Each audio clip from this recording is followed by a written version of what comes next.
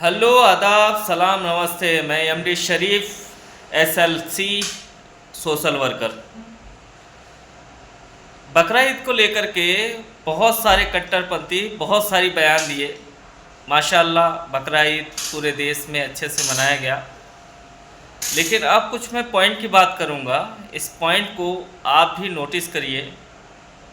ये हमारी जो ज़बान रहती है ना, हमें तख्त से उठा के आज तक भी बिठा देती और हमें अग से उठा के ज़मीन पर भी ला देती। जो हम बोलते हैं, इंसान की ज़बान ही ऐसी चीज़ है जो इंसान जैसा बोता है वैसा काटता है।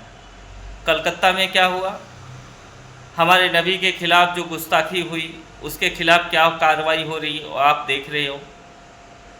हैदराबाद के राजा सिंह अभी भी बड़पोले पने में चले गए, उनके खिलाफ़ क्या कार्रवाई हुई थी वो भी आप सब जानते हो। उसके बाद जो महाराष्ट्र की एक देवी जी थी, अपने सांसदीय चुनाव भी हार गई। बहुत कुछ बोले थे। खैर, अब ज़बान के ऊपर नहीं जाएंगे, एकदम परफेक्ट बात करेंगे। और परफेक्ट बात करने का रीज़न क्या है ये बात समझिए आप पहले। आप सबके गांड में दम नहीं, गूदा नहीं, जो अल करीम बीप को बंद करा सके, नूर ट्रांसपोर्ट को बंद करा सके, अल नूर जो बीप ट्रांसपोर्टर है उसको बंद करा सके, ठीक है। लेकिन पॉइंट की भी बात बोल रहा हूँ। जहाँ तक आप ये देख रहे हो कि पूरे देश में हम 7वें नंबर पे है बीप ट्रांसपोर्टर, इसमें फ़ायदा किसका हो रहा है? फ़ायदा सरकार की हो रही, फ़ायदा हमारे देश को हो रहा है। जीडीपी के मामले में जब मनमोहन सरकार थी हमारे देश के अंदर, उस टाइम पे हमारा 7.5 टोटली जीडीपी थी हिंदुस्तान की। लेकिन नोटबंदी के बाद, जीएसटी लागू होने के बाद हमारी जीडीपी कहाँ आ गई?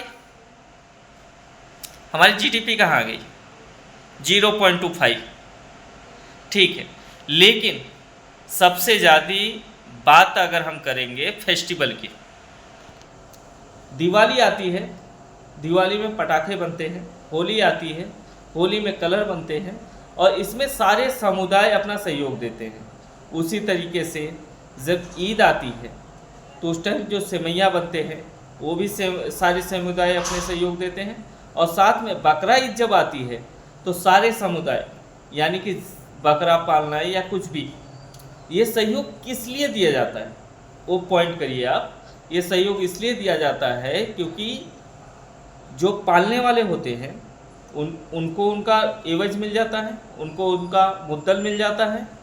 साथ ही साथ जब कुर्बानी मनाई जाती है तो उसका जो गोश्त होता है बकरे का, तो हमारे में एक रूल्स है कि हम उसके 3 हिस्से करेंगे, गरीबों को भी बांटेंगे। सब लोग खा लेते हैं, वो तो बात है खाने पीने की।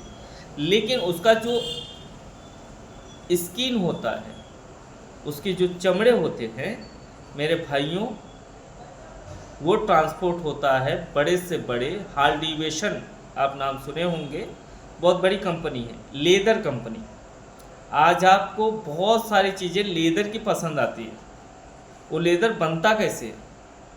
जब तक जानवरों के चमड़े उनको नहीं मिलेंगे वो लेदर बन ही नहीं सकता।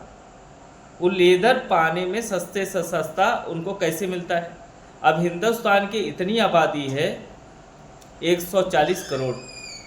ये आबादी जो है हिंदुस्तान की, ये आबादी उतना चमड़ा देता है, उसकी जीडीपी ग्रोथ होती है, उसका टैक्स आता है गवर्नमेंट को, हर चीज़ होता है। लेकिन आप सबके दिमाग में कचरा भरा हुआ है, आप नहीं समझ सकते असली देशभक्ति क्या होती है। अपने देश को आगे ले जाना। असली देशभक्ति क्या होती है?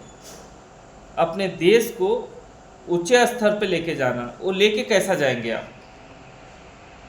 आपको ले जाने के लिए सबसे पहले सोचना पड़ेगा। एक होता है देखो सम्मोहित। सम्मोहित किसको कहते हैं मालूम है आपको? जब आप किसी के बस में कंट्रोल हो जाते हैं, यानी उसके हाथ की कठपुतली। इस वक्त हर इंसान किसी न किसी के हाथ का कठपुतली है। अब सोचने की बात यह है, नारा जो गवर्नमेंट दी थी, सबका साथ सबका विकास।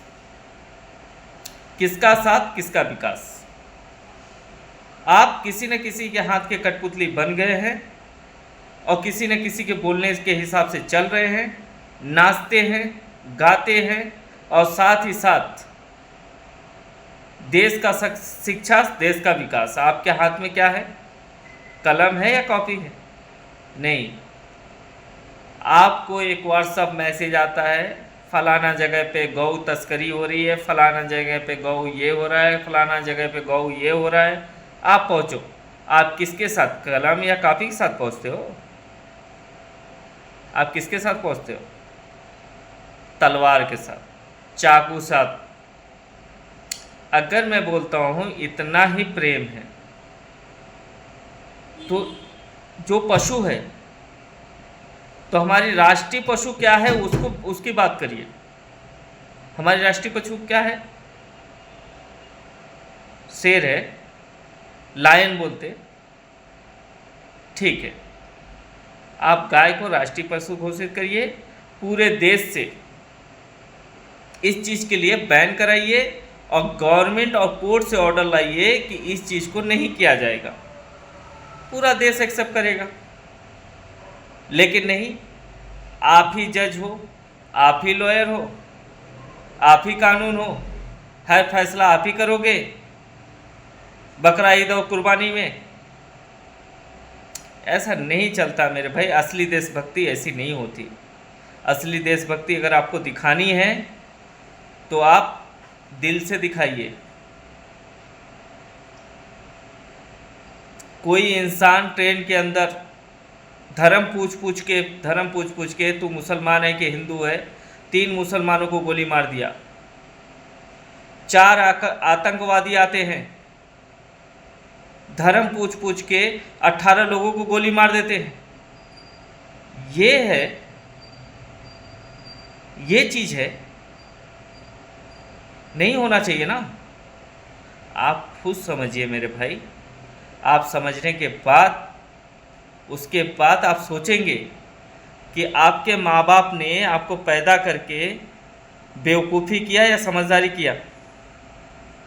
आप जब किसी को गाय के नाम पे मारते हो, किसी के जानवर के नाम पे मारते हो और आप जेल जाते हो, तो आपके साथ आपका संगठन परेशान होने नहीं आता, आपकी राजनीति आपके साथ परेशान नहीं होने नहीं आती। आप खुद परेशान होते हो, साथ साथ अपने परिवार को परेशान करते हो। इसलिए मैं बोलना ये चाह रहा हूँ, बहुत बड़े टॉपिक पे नहीं जाना चाह रहा हूँ, छोटी सी बात में इतना बोलना चाह रहा हूँ कि बस करिए। हिंदू, मुस्लिम, सिख, ईसाई हम सारे भाई भाई। ना लड़िए ना लड़ाइए, खुद खुश रहने दीजिए, दूसरों को भी खुश रहने का मौका दीजिए। Thank you so much.